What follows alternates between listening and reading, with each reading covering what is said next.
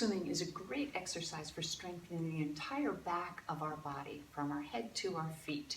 It targets our scapular muscles, our back extensors, our glutes, and our hamstrings with abdominal control. So we're going to be lying on our stomach while we do this exercise.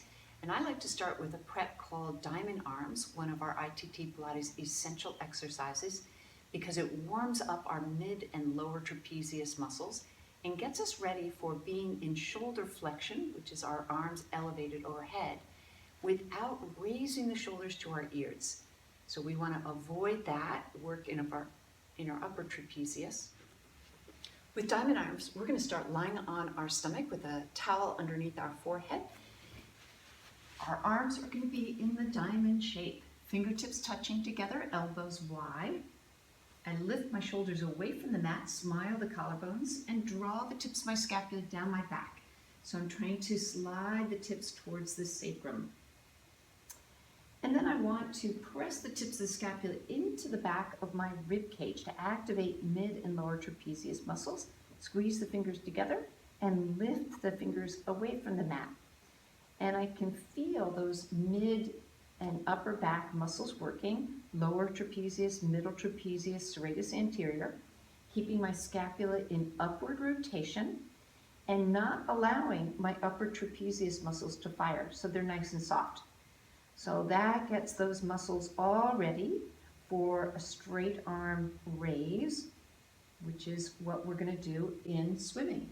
Now we're ready for swimming.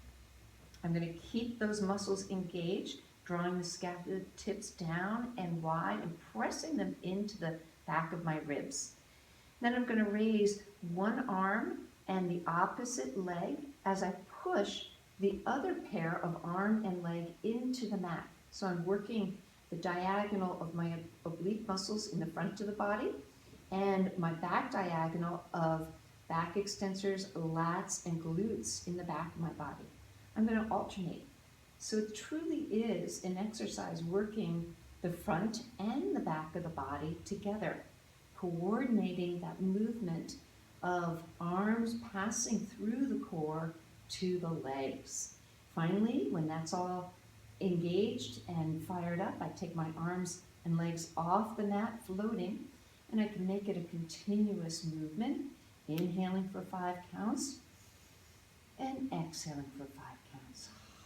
All while feeling my abdominal wall lifted into the back of my body and trying to feel my arms and legs connected to my trunk through my center.